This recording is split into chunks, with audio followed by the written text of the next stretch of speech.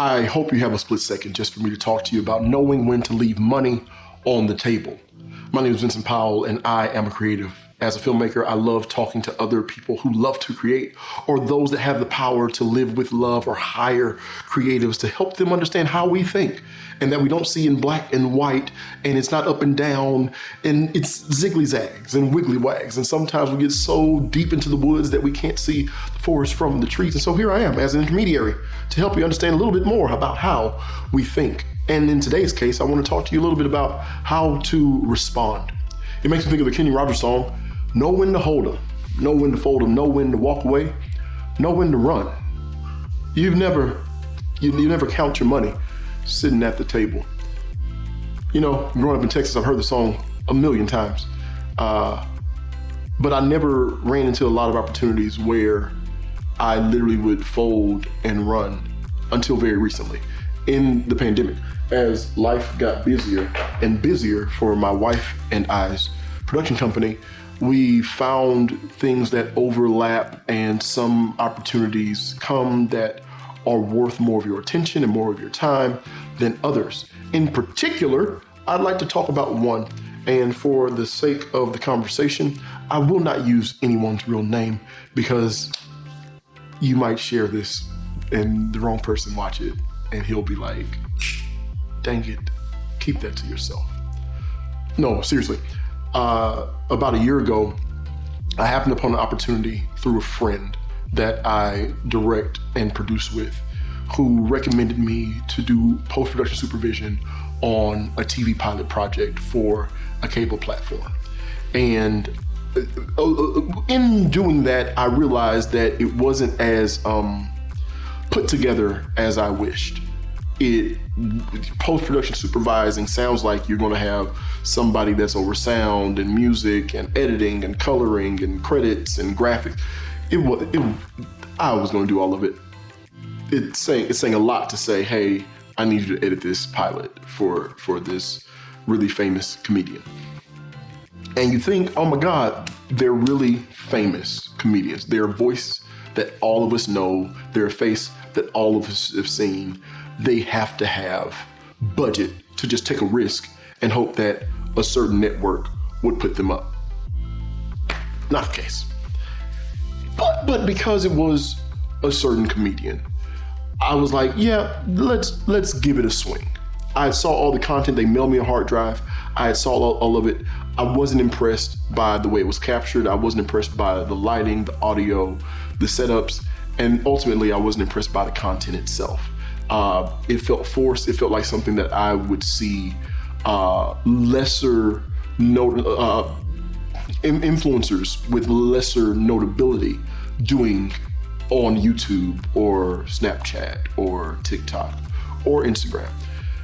Which there's no problem with how you want to relate your comedy, but you assume at a certain ilk, you have a different way of approaching it. This is not about the client though. This is about me and the opportunity that I got to do a project with Disney. It was a fantastic opportunity, one that would allow me to put my name with Disney's name and create a really amazing series as part of an amazing outreach that I'll tell you more about another time. But when I got that opportunity, and as those days started picking up, and as I'm looking at the hard drive and looking at this footage that this comedian gave me, I realized one of these wasn't worth my time. And for the rate that I was charging, I couldn't even properly subcontract an editor and still collect a profit. And so I called him. I said, hey man, I can't do this project for you. Thanks for the opportunity. Thanks for mailing the drive to me, but I'm sending it back. And he's like, no, you can't do that. There's no way. And I was like, no, as we're on the phone, I'm Zelling your money back so you can have it immediately. I can't do this. I'm not enthusiastic. I'm not inspired. I'm not connected to it. It's not speaking to me. It's not making me want to do it. And I ultimately, when I think about it, it was like, oh, it wasn't a decision between two projects, and it wasn't. I could stay up really late and work on one and work through the other one while the sun was up. I could have. But it's about choice. It's about motivation. It's about what you want to do. And if you get anything out of this video, it's do what you want to do. Don't find yourself slave to projects or clients or circumstances because you're looking at the bottom line. Give people their money back or leave it on the table and walk away. He was shocked. He was upset. He was frustrated. But at the end of the day, it wasn't my problem. They were on a deadline.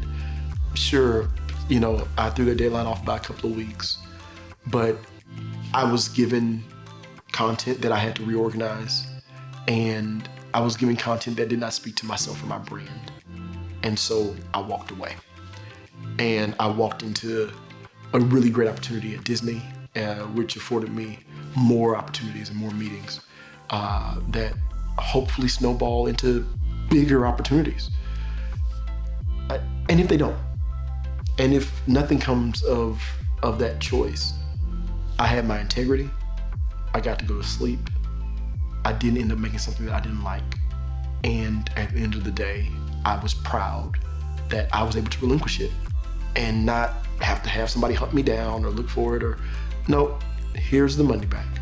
I'll pull it. I was looking at the money. It was sitting there. Take it back. Give the opportunity to someone else. I'm not able to be the guarantor of that vision. And so here, I walk away. And you've got to know when to do that. Really often, opportunities come, and it won't always be about money that'll make you need to walk away. It won't always be about time. It sometimes is just about voice. Sometimes it's about vision. Sometimes it's about your ability to direct your career in the path that you want and be able to find the clientele and projects that make you the most excited. And so when it's not speaking to any of those things, run away, walk away, give it to somebody else. Someone else will love it and it'll change their life. And in the meantime, you'll stay open for the opportunity to say yes to something that's going to blow your mind. Anyway, that's all. I'm out of here. Thumbs up if you like it. Share it if you will. Follow, like, I said that. Subscribe. You know the deal. Until next time, I love you and I'm thinking about you all the time and wishing the very best.